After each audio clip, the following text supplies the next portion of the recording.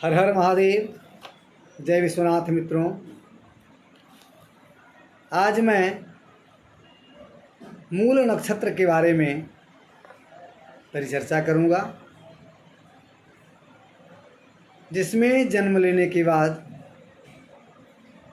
जातक को कष्टों का सामना करना पड़ता है, उनके परिवार को कष्टों का सामना करना पड़ता है। इसलिए इसे सतैसा नक्षत्र भी कहते हैं।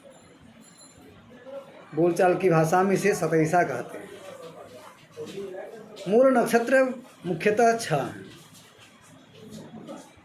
अश्विनी, मघा, मूल, रेवती, ज्येष्ठा और अश्लेषा। या कहिए अश्विनी, अश्लेषा, मघा, ज्येष्ठा, मूल और रेवती। इसे गंडमूल भी कहा जाता है।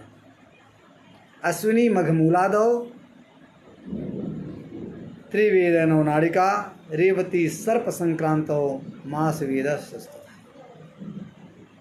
ये 6 नक्षत्र जो है, इस तरह से भी समझ सकते हैं कि पहला नक्षत्र आप अश्विनी को मानिए, फिर इसके बाद अश्लेषा आता है, फिर मघा आता है, ज्येष्ठा, मूल और रेवती। ये 6 नक्षत्र गंडमूल के कहे जाते हैं।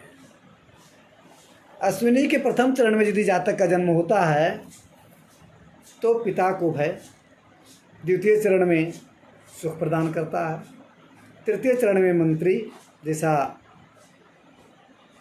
उसे पद मिलता है, और चतुर्थ चरण में राजतुल्य सुख होता है, वह सुखी होता है। इसी प्रकार कहते हैं मघा। मघा के प्रथम चरण में माता को कष्ट होता है, दूसरे चरण में पिता को कष्ट होता है, तीसरे चरण में उसे सुख प्रदान किया जाता है,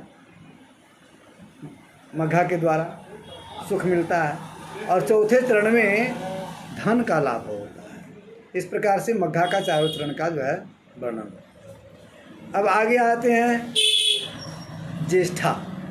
ज्येष्ठा नक्षत्र के प्रथम चरण में भाई को कष्ट होता है, बड़े भाई को।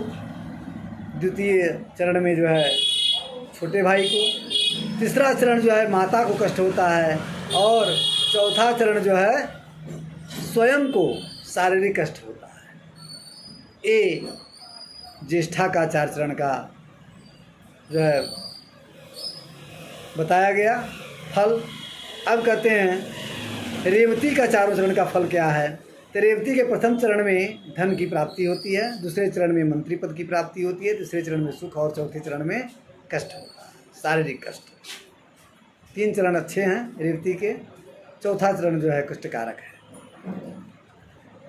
अश्लेषा के प्रथम चरण में शांति से सुख मिलता है, यदि शांति करा दिया जाता है। प्रथम चरण में सुख होता है, दूसरे चरण में धन की हानि होती है, तीसरे चरण में माता को कष्ट, और चौथे चरण में पिता का विनाश बताया जाता है, यानी पिता को भी कष्ट होता है।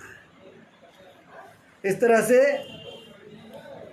अश्लेषा, अश्विनी, मघा, ज्येष्ठा, रेवती और अश्लेषा, ये जो है मूल नक्षत्र में उनकी जो गिनती आती है।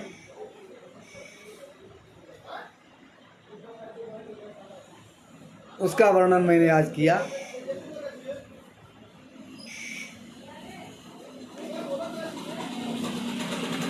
मूल नक्षत्र के जो है प्रथम चरण में पिता का नाश, दूसरे चरण में माता का नाश, तीसरे चरण में धन का विनाश, और चौथे चरण में जो है शांति से सुख होता है। मूल नक्षत्र का शांति कराना अति आवश्यक है।